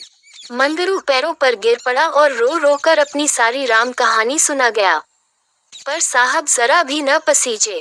अंत में वह बोला, हुजूर, वह दूसरी औरतों की तरह नहीं है। अगर यहाँ अभी गई तो प्राण दे देंगी। साहब ने हंसकर कहा, ओ, जान देना इतना आसान नहीं है। नब्बी, मंगरू, अपनी दांव रोते क्यों हो? तुम हमारे घर नहीं घुसते थे, अब भी जब घात पाते हो, जब पहुँचते हो, अब क्यों रोते हो? एजेंट, ओ, ये बदमाश है, अभी जाकर लाओ, नहीं तो हम तुमको हंटरों से पीटेगा। मंगरू, हुजूर जितना चाहे पीट ले, मगर मुझसे ये काम करने को न कहें, जो मैं जीते जी नहीं कर सकता। एजेंट, हम 100 हंटर मारेगा। मंगरू, हुजूर 1000 हंटर मार ले, लेकिन मेरे घर की औरतों से न बोल ले। एजेंट नशे में चूर था। हंटर लेकर मंगरू पर पिल पड़ा और लगा सरासर जमाने। 10 बाहर कोड़े मंगरू ने धैर्य के साथ सहे, फिर हाय हाय करने लगा। देह की खाल फट गई थी और मांस पर चाबुक पड़ता था, तो बहुत चबत करने पर भी कंठ से आरित ध्वनि निकल आती थी। तो और अभी 100 में कुछ 15 चाबुक पड़े थे। रात के 10 बज गए थे। चारों ओर सन्नाटा छाया था और उस नीरव अंधकार में मंगरू का करुण विलाप किसी पक्ष की भांति आकाश में मुंडला रहा था। वृक्षों के समूह भी हतबुद्धि से खड़े मौन रोन की मूर्ति बने हुए थे। यह पाषाण हृदय लंपट विवेक शून्य जमादार इस समय एक अपरिचित स्त्री के सतीत्व की रक्षा करने के लिए अपने प्राण तक देने को तैयार था, केवल इस नाते कि यह उसकी पत्नी की संगिनी थी। वह समस्त संसार की नजरों में गिरना गवारा कर सकता था, पर अपनी पत्नी की भक्ति पर अखंड राज्य करना चाहता था। इसमें अनुमात्र की कमी भी उसके लिए असह्य थी। उस अलौकिक भक्ति के सामने उसके जीवन का क्या मूल्य था? ब्राह्मणी तो जमीन पर ही सो गई थी, पर गौरा बैठी पति की बात जो रही थी। अभी तक वह उससे कोई बात नहीं कर सकी थी। 7 वर्षों की विपत्ति कथा कहने और सुनने के लिए बहुत समय की जरूरत थी और रात के सिवा वह समय फिर कब मिल सकता था? उसे ब्राह्मणी पर कुछ क्रोध सा आ रहा था कि यह क्यों मेरे गले का हार हुई। इसी के कारण तो वह घर में नहीं आ रहे हैं। यकायक वह किसी का रोना सुनकर चौंक पड़ी। भगवान, इतनी रात गए कौन दू, खका मारा रो रहा है। अवश्य कोई कहीं मर गया है। वह उठकर द्वार पर आई और यह अनुमान करके कि मंगरू यहाँ बैठा हुआ है, बोली, वह कौन रो रहा है, जरा देखो तो। लेकिन जब कोई जवाब न मिला तो वह स्वयं कान लगाकर सुनने लगी। सहसा उसका कलेजा धक से हो गया। तो यह उन्हीं की आवाज है। अब आवाज साफ सुनाई दे रही थी। मंगरू की आवाज थी। वह द्वार के बाहर निकल आई। उसके सामने एक गोली के अंपे पर एजेंट का बंगला था। उसी तरफ से आवाज आ रही थी, कोई उन्हें मार रहा है। आदमी मार पड़ने पर ही इस तरह रोता है। मालूम होता है वही साहब उन्हें मार रहा है। वो वहां खड़ी न रह सकी, पूरी शक्ति से उस बंगले की ओर दौड़ी। रास्ता साफ था। एक क्षण में वह फाटक पर पहुंच गई। फाटक बंद था। उसने जोर से फाटक पर धक्का दिया, लेकिन वह फाटक न खुला और कई बार जोर जोर से पुकारने पर भी कोई बाहर न निकला। तो वह फाटक के जंगलों पर पैर रखकर भीतर कूद पड़ी और उस पार जाते ही उसने एक रोमांचकारी दृश्य देखा। मंगरू नंगे बदन बरामदे में खड़ा था और एक अंग्रेज उसे हाथों से मार रहा था। गौरा की आंखों के सामने अंधेरा छा गया। वो एक छलांग में साहब के सामने जाकर खड़ी हो गई और मंगरू को अपने अक्षय प्रेम सबल हाथों से ढांक कर बोली, सरकार, दया करो, इनके बदले मुझे जितना मार लो, पर इनको छोड़ दो। एजेंट ने हाथ रोक लिया और उन्मत्त की भांति गौरा की ओर कई कदम आकर बोला, हम इसको छोड़ दे तो तुम मेरे पास रहेगा। मंगरू के नथने फड़कने लगे। यह पामक, नीच अंग्रेज मेरी पत्नी से इस तरह की बातें कर रहा है। अब तक वह जिस अमूल्य रत्न की रक्षा के लिए इतनी यातनाएं सह रहा था, वही वस्तु साहब के हाथ में चली जा रही है। यह असह्य था। उसने चाहा कि लपक कर साहब की गर्दन। भाग्य की बात, शादी विवाह में आदमी का क्या अख्तियार, जिससे ईश्वर ने या उनके नायबों ब्रह्मन ने तय कर दी, उससे हो गई। बाबू भारतदास ने लीला के लिए सुयोग्य वर खोजने में कोई बात उठा नहीं रखी, लेकिन जैसा घर घर चाहते थे वैसा न पा सके। वह लड़की को सुखी देखना चाहते थे, जैसा हर एक पिता का धर्म है, किंतु इसके लिए उनकी समझ में संपत्ति ही सबसे जरूरी चीज थी। चरित्र या शिक्षा का स्थान गौण था। चरित्र तो किसी के माथे पर लिखा नहीं रहता और शिक्षा का आजकल के जमाने में मूल्य ही क्या। हाँ, संपत्ति के साथ शिक्षा भी हो तो क्या पूछना। ऐसा घर बहुत ढाढ़ा पर न मिला तो अपनी बिरादरी के न थे। बिरादरी भी मिली तो जायजा न मिला। जायजा भी मिला तो शर्तें तय न हो सकी। इस तरह मजबूर होकर भारतदास को लीला का विवाह लाला संतसरन के लड़के सीतासरन से करना पड़ा। अपने बाप का इकलौता बेटा था, थोड़ी बहुत शिक्षा भी पाई थी, बातचीत सलीके से करता था, मामले मुकदमे समझता था और जरा दिल का रंगीला भी था। सबसे बड़ी बात यह थी कि रूपवान, बलिष्ठ, प्रसन्नमुख, साहसी आदमी था, मगर विचार वही बाबा आदम के जमाने के थे। पुरानी जितनी बातें हैं सब अच्छी, नई जितनी बातें हैं सब खराब है। जायदाद के विषय में जमींदार साहब नए नए दफों का व्यवहार करते थे। वहां अपना कोई अख्तियार न था, लेकिन सामाजिक प्रथाओं के कट्टर पक्षपाती थे। सीतासरन अपने बाप को जो करते या कहते वही खुद भी कहता था। उसमें खुद सोचने की शक्ति ही न थी। बुद्धि की मंदता बहुधा सामाजिक अनुदारता के रूप में प्रकट होती है। लीला ने जिस दिन घर में वौ रखा उसी दिन उसकी परीक्षा शुरू हुई। वे सभी काम जिनकी उसके घर में तारीफ होती थी यहाँ वर्जित थे।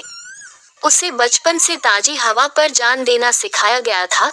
यहाँ उसके सामने मुंह खोलना भी पाप था। बचपन से सिखाया गया था रोशनी ही जीवन है। यहाँ रोशनी के दर्शन दुर्लभ थे। घर पर अहिंसा, क्षमा और दया ईश्वरीय गुण बताए गए थे। यहाँ इनका नाम लेने की भी स्वाधीनता थी। संतसरन बड़े तीखे, गुस्सेवर आदमी थे, नाक पर मक्खी न बैठने देते। धूर्तता और छल कपट से ही उन्होंने जायदाद पैदा की थी और उसी को सफल जीवन का मंत्र समझते थे। उनकी पत्नी उनसे भी 2 अंगुल ऊंची थी। मजाल क्या है कि बहू अपनी अंधेरी कोठरी के द्वार पर खड़ी हो जाए या कभी छत पर टहल सके। प्रलय आ जाता, आसमान सिर पर उठा लेती। उन्हें बकने का मर्ज था। दाल में नमक का जरा तेज हो जाना उन्हें दिन भर बकने के लिए काफी बहाना था। मोटी ताजी महिला थी, छींट का घाघरेदार लहंगा पहने, पांदान बगल में रखे, गहनों से लदी हुई, सारे दिन बरोठे में माची पर बैठी रहती थी। क्या मजाल कि घर में उनकी इच्छा के विरुद्ध वह एक पत्ता भी हिल जाए। बहू की नई नई आदतें देख देख चला करती थी। अब काहे की आबरू होगी, मुंडेर पर खड़ी होकर झांकती है। मेरी लड़की ऐसी दीदा दिलेर होती तो गला घोंट देती। न जाने इसके देश में कौन लोग बसते हैं। गहने नहीं पहनती, जब देखो नंगी बुच्ची बनी बैठी रहती है। ये भी कोई अच्छे लक्षण है। लीला के पीछे सीतासरन पर भी फटकार पति। तुझे भी चौदनी में सोना अच्छा लगता है, क्यों? तू भी अपने को मर्द कहता कहेगा। यह मर्द कैसा कि औरत उसके कहने में न रहे। दिन भर घर में घुसा रहता है, मुंह में जबान नहीं है। समझता क्यों नहीं? सीतासरन कहता, अम्मा, जब कोई मेरे समझाने से माने तब तो। माँ मानेगी क्यों नहीं? तू मर्द है कि नहीं? मर्द वह चाहिए कि कड़ी निगाह से देखे तो औरत कांप उठे। सीतासरन, तुम तो समझाती ही रहती हो। माँ, मेरी उसे क्या परवाह।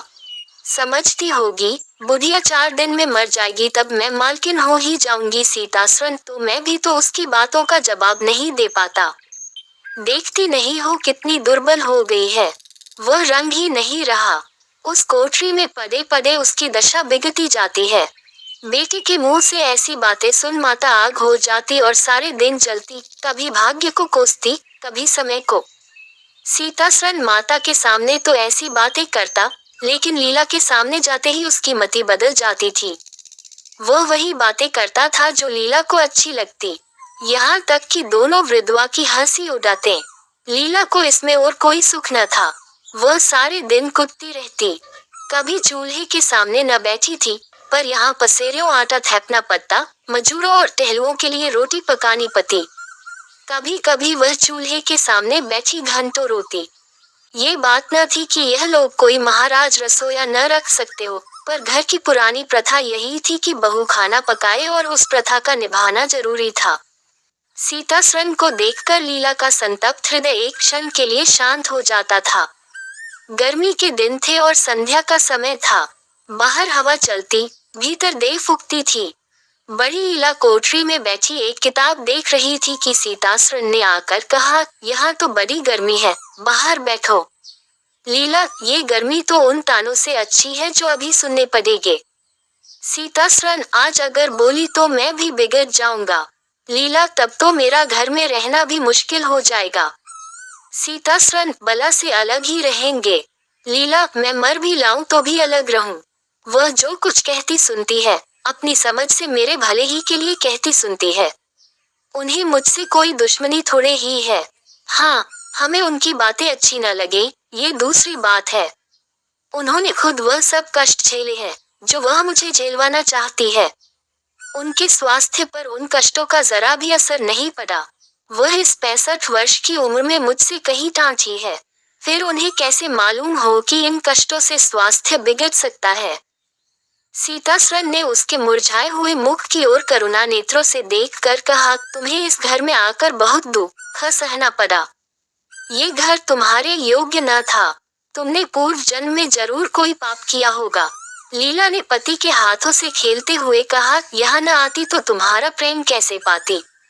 5 साल गुजर गए। लीला 2 बच्चों की माँ हो गई। एक लड़का था, दूसरी लड़की। लड़के का नाम जानकीसरन रखा गया और लड़की का नाम कामिनी। दोनों बच्चे घर को गुलजार किए रहते थे। लड़की दादा से हिली थी, लड़का दादी से। दोनों शौक और शरीर थे। गाली दे बैठना, मुंह चढ़ा देना तो उनके लिए मामूली बात थी। दिन भर खाते और आए दिन बीमार पड़े रहते। लीला ने खुद सभी कष्ट सह लिए थे, पर बच्चों में बुरी आदतों का पड़ना उसे बहुत बुरा मालूम होता था, किंतु उसकी कौन सुनता था। बच्चों की माता होकर उसकी अब गणना ही न रही थी। जो कुछ थे बच्चे थे, वो कुछ न थी। उसे किसी बच्चे को डांटने का भी अधिकार न था। सांस फाड़ खाती थी। सबसे बड़ी आपत्ति ये थी कि उसका स्वास्थ्य अब और भी खराब हो गया था। प्रसव काल में उसे वे भी अत्याचार सहने पड़े जो अज्ञान, मूर्खता और अंधविश्वास ने सौर की रक्षा के लिए गढ़ रखे हैं। उस काल कोठरी में, जहाँ न हवा का गुजर था, न प्रकाश का, न सफाई का, चारों ओर दुर्गंध और सील और गंदगी भरी हुई थी। उसका कोमल शरीर सूख गया। एक बार जो कसर रह गई वह दूसरी बार पूरी हो गई। चेहरा पीला पड़ गया, आंखें घंस गईं।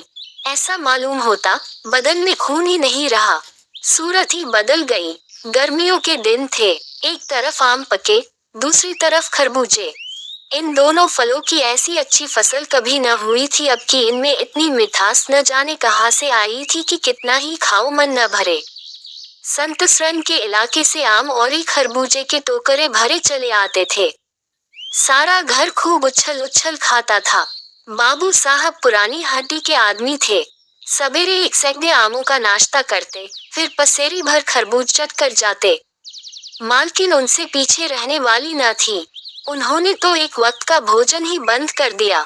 अनाज सने वाली चीज नहीं, आज नहीं कल खर्च हो जाएगा। आम और खरबूजे तो एक दिन भी नहीं ठहर सकते। शुगनी थी और क्या, यूं ही हर साल दोनों चीजों की रेल पेल होती थी, पर किसी को कभी कोई शिकायत न होती थी। कभी पेट में गिरानी मालूम हुई तो हक की फनकी मार ली। एक दिन बाबू संतसरन के पेट में मीठा मीठा दर्द होने लगा। आपने उसकी परवाह न की, आम खाने बैठ गए। सैकड़ा पूरा करके उठे ही थे कि कई हुई, गिर पड़े, फिर तो तिल तिल करके पड़ गए और दस्त होने लगे। हैजा हो गया। शहर के डॉक्टर बुलाए गए, लेकिन आने के पहले ही बाबू साहब चल बसे थे। रोना पीटना मच गया। संध्या होते होते लाश घर से निकली। लोग दाह क्रिया करके आधी रात को लौटे तो मालकिन को भी कई दस्त हो रहे थे। फिर दौड़ धूप शुरू हुई, लेकिन सूर्य निकलते निकलते वह भी सिधार गई। स्त्री पुरुष जीवन पर्यंत एक दिन के लिए भी अलग न हुए थे।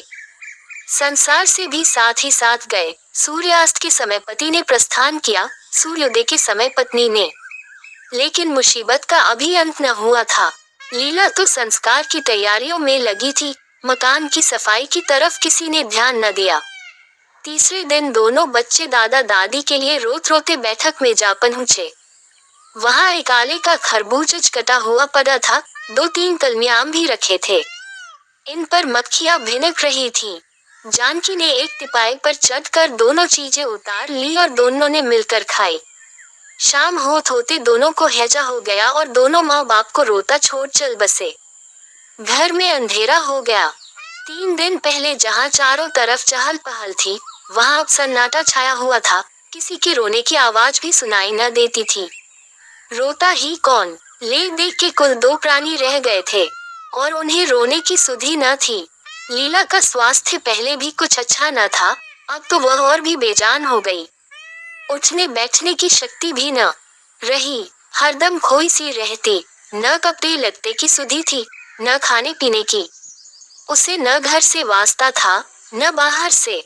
जहाँ बैठती वही बैठी रह जाती। महीनों कपड़े न बदलती, सिर में तेल न डालती। बच्चे ही उसके प्राणों के आधार थे। जब वही न रहे तो मरना और जीना बराबर था। रात दिन यही मनाया करती कि भगवान यहाँ से ले चलो। सुख दुख सब भुगत चुकी, अब सुख की लालसा नहीं है, लेकिन बुलाने से मौत किसी को आई है। सीतासरन भी पहले तो बहुत रोया धोया, यहाँ तक कि घर छोड़कर भागा जाता था। लेकिन ज्यों ज्यों दिन गुजरते थे बच्चों का शोक उसके दिल से मिटता था। संतान का दुख तो कुछ माता ही को होता है। धीरे धीरे उसका जी संभल गया। पहले की भांति मित्रों के साथ हंसी दिल लगी होने लगी। यारों ने और भी चंग पर चाया। अब घर का मालिक था, जो चाहे कर सकता था, कोई उसका हाथ रोकने वाला नहीं था। सैर सपाटे करने लगा तो लीला को रोते देख उसकी आंखें सजग हो जाती थी। कहाँ अब उसे उदास और शोकमग्न देखकर झुंझला उठता। जिंदगी रोने ही के लिए तो नहीं है। ईश्वर ने लड़के दिए थे, ईश्वर ने ही छीन लिए। क्या लड़कों के पीछे प्राण दे देना होगा। लीला यह बातें सुनकर भौचक रह जाती। पिता के मुंह से ऐसे शब्द निकल सकते हैं। संसार में ऐसे प्राणी भी है। होली के दिन थे, मर्दाना में गाना बजाना हो रहा था। मित्रों की दावत का भी सामान किया गया था। अंदर लीला जमीन पर पड़ी हुई रो रही थी। त्योहार के दिन उसे रोते ही कटते थे। आज बच्चे बच्चे होते तो अच्छे अच्छे कपड़े पहने कैसे उछलते फिरते। वही न रहे तो कहाँ की तीज और कहाँ के त्योहार। सहसा सीतासरन ने आकर कहा, क्या दिन भर रोती ही रहोगी। जरा कपड़े तो बदल डालो, आदमी बन जाओ। यह क्या तुमने अपनी गत बना रखी है? लीला, तुम जाओ अपनी महफिल में बैठो, तुम्हें मेरी क्या फिक्र पड़ी है? सीतासरण, क्या दुनिया में और किसी के लग के नहीं मरते? तुम्हारे ही सिर पर मुसीबत आई है। लीला, ये बात कौन नहीं जानता, अपना अपना दिल ही तो है, उस पर किसी का बस है। सीतासरण, मेरे साथ भी तो तुम्हारा कुछ कर्तव्य है। लीला ने कुतूहल से पति को देखा, मानो उसका आशय नहीं समझी। फिर मुंह फेर कर रोने लगी। सीतासरण, मैं अब इस मनहूसत का अंत कर देना चाहता हूँ। अगर तुम्हारा अपने दिल पर काबू नहीं है तो मेरा भी अपने दिल पर काबू नहीं है। मैं अब जिंदगी भर मातम नहीं मना सकता। लीला, तुम रंग राग मनाते हो, मैं तुम्हें मना तो नहीं करती। मैं रोती हूँ तो क्यों नहीं रोने देते? सीतासरण, मेरा घर रोने के लिए नहीं है। लीला, अच्छी बात है, तुम्हारे घर में न रोऊंगी। लीला ने देखा, मेरे स्वामी मेरे हाथ से निकले जा रहे हैं। उन पर विषय का भूत सवार हो गया है और कोई समझाने वाला नहीं। वह अपने होश में नहीं है। मैं क्या करूं? अगर मैं चली जाती हूं तो थोड़े ही दिनों में सारा ही घर मिट्टी में मिल जाएगा और इनका वही हाल होगा जो स्वार्थी मित्रों के चुंगल में फंसे हुए नौजवान रईसों का होता है। कोई उल्टा घर में आ जाएगी और इनका सर्वनाश कर देगी। ईश्वर, मैं क्या करूं? अगर इन्हें कोई बीमारी हो जाती तो क्या मैं उस दशा में इन्हें छोड़कर चली जाती? कभी नहीं। मैं तन मन से इनकी सेवा शुश्रूषा करती, ईश्वर से प्रार्थना करती, देवताओं की मनौतियां करती। माना इन्हें शारीरिक रोग नहीं है, लेकिन मानसिक रोग अवश्य है। आदमी रोने की जगह हंसे और हंसने की जगह रोए, उसके दीवाने होने में क्या संदेह है? मेरे चले जाने से इनका सर्वनाश हो जाएगा। इन्हें बचाना मेरा धर्म है। हाँ, मुझे अपना शोक भूल जाना होगा। रोऊंगी, रोना तो तकदीर में लिखा ही है, रोऊंगी, लेकिन हंस हंस कर। अपने भाग्य से लड़ूंगी। जो जाते रहे उनके नाम के सिवा और कर ही क्या सकती हूँ, लेकिन जो है उसे न जाने दूंगी। ए टूटे हुए हृदय, आज तेरे टुकड़ों को जमा करके एक समाधि बनाऊं और अपने शोक को उसके हवाले कर दूं। ओ रोने वाली आंखों, आओ, मेरे आंसुओं को अपनी विहसित छटा में छिपा लो। आओ, मेरे आभूषणों, मैंने बहुत दिनों तक तुम्हारा अपमान किया है, मेरा अपराध क्षमा करो। तुम मेरे भले दिनों के साक्षी हो, तुमने मेरे साथ बहुत विहार किए हैं। अब इस संकट में मेरा साथ दो, मगर देखो दगा न करना, मेरे भेदों को छिपाए रखना। पिछले पहर को महफिल में सन्नाटा हो गया। हू हा की आवाजें बंद हो गई। लीला ने सोचा क्या लोग कहीं चले गए या सो गए। एकाएक सन्नाटा क्यों छा गया। जाकर दहलीज में खड़ी हो गई और बैठक में झांक कर देखा, सारी देह में एक ज्वाला सी दौड़ गई। मित्र लोग विदा हो गए थे, समाजियों का पता न था। केवल एक रमणी मसनद पर लेटी हुई थी और सीतासन सामने झुका हुआ उससे बहुत धीरे धीरे बातें कर रहा था। दोनों के चेहरों और आंखों से उनके मन के भाव साफ झलक रहे थे। एक की आंखों में अनुराग था, दूसरी की आंखों में कटाक्ष। एक भोला भोला हृदय एक मायाविनी रमणी के हाथों लुटा जाता था। लीला की संपत्ति को उसकी आंखों के सामने एक छलनी चुराई जाती थी।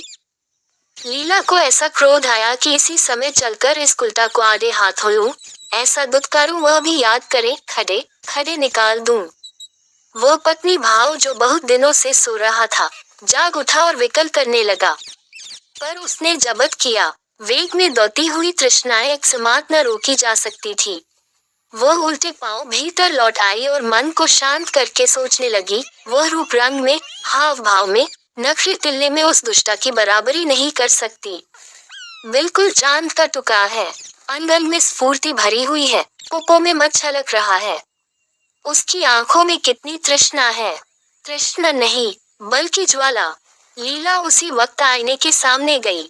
आज कई महीनों के बाद उसने आईने में अपनी सूरत देखी। उस मुख से एक आह निकल गई। शोक न उसकी काया पलट कर दी थी। उस रमणी के सामने वह ऐसी लगती थी जैसे गुलाब के सामने जूही का फूल। सीतासरण का खुमार शाम को टूटा। आंखें खुली तो सामने लीला को खड़े मुस्कुराते देखा। उसकी अनोखी छवि आंखों में समा गई। ऐसे खुश हुए मानो बहुत दिनों के वियोग के बाद उससे भेंट हुई हो।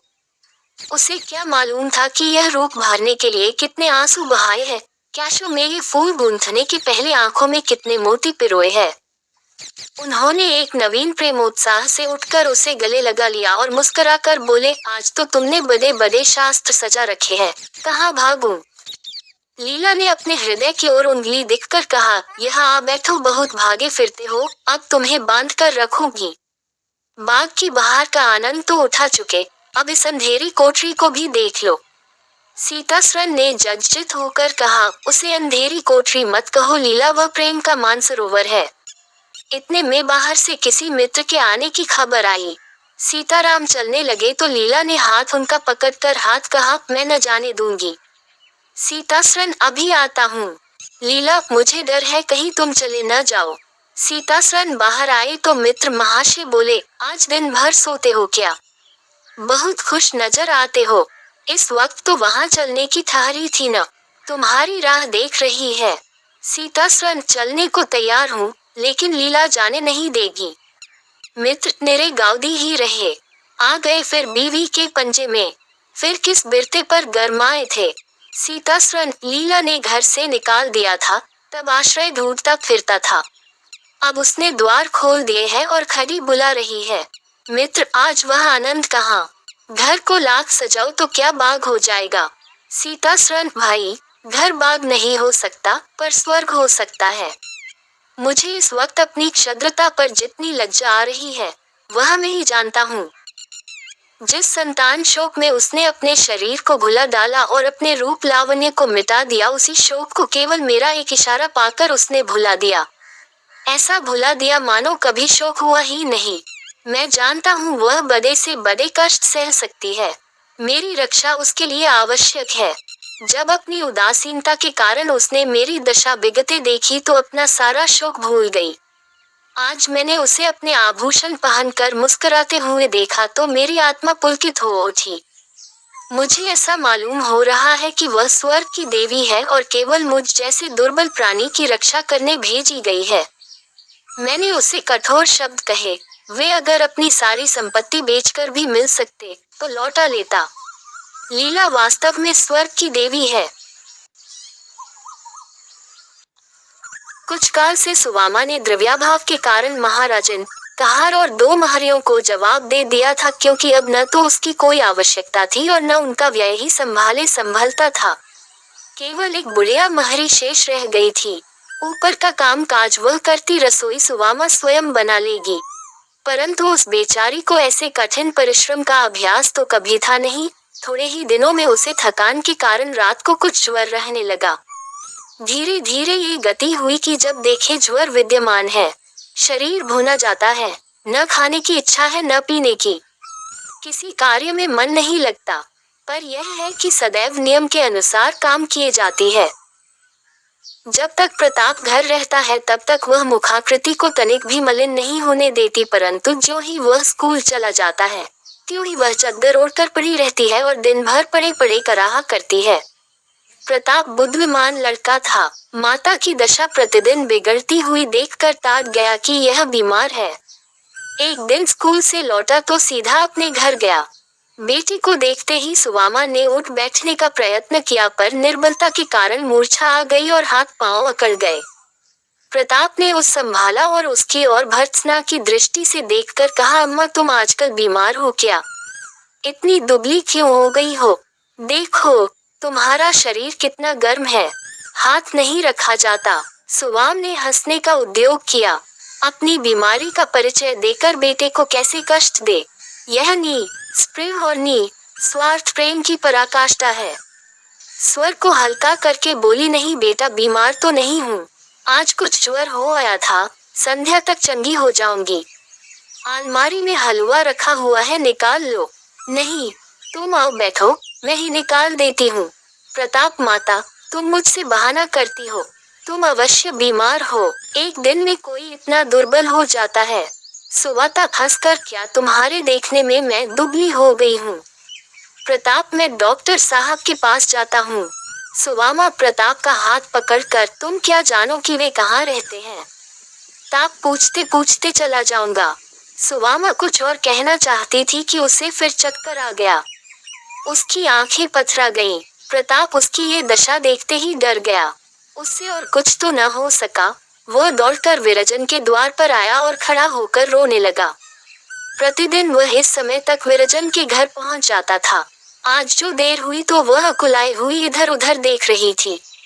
अकस्मात द्वार पर झांकने आई तो प्रताप को दोनों हाथों से मुख ढांके हुए देखा। पहले तो समझी कि इसने हंसी से मुख छिपा रखा है। जब उसने हाथ हटाए तो आंसू दिख पड़े।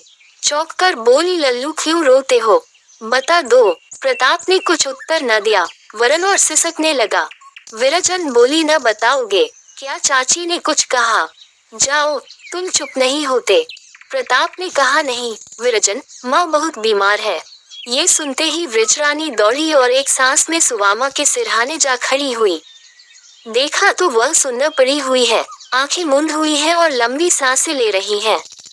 उनका हाथ थामकर विरजन झिंझोड़ने लगी, चाची कैसी जी है, आंखें खोलो, कैसा जी है। परंतु चाची ने आंखें न खोली। तब वह ताक पर से तेल उतार कर सुवाम के सिर पर धीरे धीरे मलने लगी।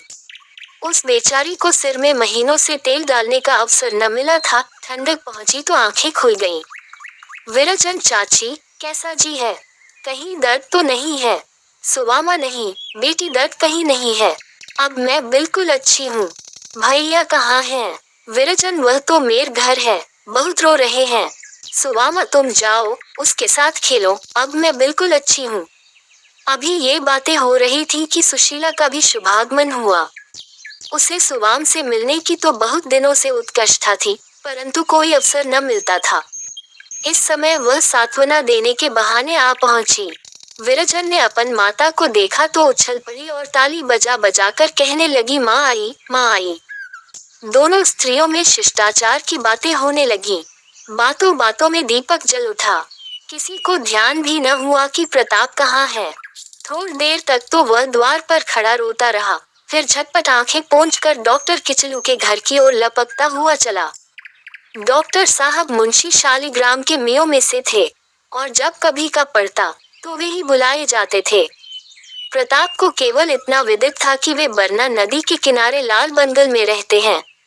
उसे अब तक अपने मोहल्ले से बाहर निकलने का कभी अवसर न पड़ा था, परंतु उस समय मात्र भक्ति के वेग से उद्विग्न होने के कारण उसे इन रुकावटों का कुछ भी ध्यान न हुआ। घर से निकलकर बाजार में आया और एक इक्केवान से बोला, लाल बंगल चलोगे? लाल बंगला प्रसाद स्थान था। इक्कावान तैयार हो गया। 8 बजते बजते डॉक्टर आहब की फिटन सुवामा के द्वार पर आ पहुंची। यहाँ इस समय चारों ओर उसकी खोज हो रही थी कि अचानक वह सब एक पैर बढ़ाता हुआ भीतर गया और बोला, पर्दा करो, डॉक्टर साहब आते हैं। सुवामा और सुशीला दोनों चौंक पड़ी, समझ गई ये डॉक्टर साहब को बुलाने गया था। सुवामा ने प्रेमाधिक्य से उसे गोदी में बैठा लिया, डर नहीं लगा, हमको बताया भी नहीं, यूं ही चले गए। तुम खो जाते तो मैं क्या करती, ऐसा लाल कहाँ पाती। ये कहकर उसने बेटे को बार बार चूम लिया। प्रताप इतना प्रसन्न था मानो परीक्षा में उत्तीर्ण हो गया। थोड़ी देर में पर्दा हुआ और डॉक्टर साहब आए। उन्होंने सुवामा की नाड़ी देखी और सांत्वना दी। वे प्रताप को गोद में बैठाकर बातें करते रहे। औषधियों साथ ले आए थे। उसे पिलाने की सम्मति देकर 9 बजे बंगले को लौट गए, परंतु जीर्ण ज्वर था, अतएव पूरे मास भर सुवामा को कड़वी कड़वी औषधियां खानी पड़ी। डॉक्टर साहब दोनों वक्त आते और ऐसी कृपा और ध्यान रखते मानो सुवामा उनकी बहन है। एक बार सुवाम ने डरते डरते फीस के रुपए एक पात्र में रखकर सामने रखे, पर डॉक्टर साहब ने उन्हें हाथ तक न लगाया। केवल इतना कहा, इन्हें मेरी ओर से प्रताप को दे दीजिएगा, वह पैदल स्कूल जाता है, पैरगाड़ी मोल ले लेगा। विरजन और उनकी माता दोनों सुवामा की शुश्रूषा के लिए उपस्थित रहती। माता चाहे विलंब भी कर जाए, परंतु विरजन वहां से एक क्षण के लिए भी न टलती। दवा पिलाती, पान देती। जब सुवामा का जी अच्छा होता तो वह भोली भोली बातों द्वारा उसका मन बहलाती। खेलना कूदना सब छूट गया। जब सुवाम बहुत हट करती तो प्रताप के संग बाग में खेलने चली जाती। दीपक जलते ही फिर आ बैठती और जब तक निद्रा के मारे झुक झुक न पड़ती, वहां से उठने का नाम न लेती, वरन प्रायः वहीं सो जाती। रात को नौकर गोद में उठाकर घर ले जाता। न जाने उसे कौन सी धुन सवार हो गई थी। एक दिन वृजरानी सुवामा के सिरहाने बैठी पंखा झल रही थी। न जाने किस ध्यान में मग्न थी। आंखें दीवार की ओर लगी हुई थीं, और जिस प्रकार वृक्षों पर कौमुदी लहराती है, उसी भांति भीनी भीनी मुस्कान उसके अधरों पर लहरा रही थी। उसे कुछ भी ध्यान न था कि चाची मेरी ओर देख रही है। अचानक उसके हाथ से पंखा छूट गया। ज्यों ही वह उसको उठाने के लिए झुकी कि सुवामा ने उसे गले लगा लिया और पुचकार कर पूछा, विरजन, सत्य कहो, तुम अभी क्या सोच रही थी? विरजन ने माथा झुका लिया और कुछ लज्जित होकर कहा, कुछ नहीं, तुमको न बतलाऊंगी। सुवामा, मेरी अच्छी विरजन, बता तू क्या सोचती थी? विरजन लजाते हुए सोचती थी कि जाओ हंसो मत, न बतलाऊंगी। सुवामा, अच्छा ले, न हंसूंगी, बताओ। ले, यही तो अब अच्छा नहीं लगता, फिर मैं आंखें मूंद लूंगी। विरजन, किससे कहोगी तो नहीं? सुवामा, नहीं, किसी से न कहूंगी। विरजन सोचती थी कि जब प्रताप से मेरा विवाह हो जाएगा, तब बड़े आनंद से रहूंगी। सुवामा ने उसे छाती से लगा लिया और कहा, बेटी, वह तो तेरा भाई है। विरजन, हाँ भाई है, मैं जान गई, तुम मुझे बहू न बनाओगी। सुवामा, आज लल्लू को आने दो, उससे पूछूं देखूं क्या कहता है। विरजन, नहीं नहीं, उनसे न कहना, मैं तुम्हारे पैरों पड़ूं। सुवामा, मैं तो कह दूंगी। विरजन, तुम्हें हमारी कसम, उनसे न कहना।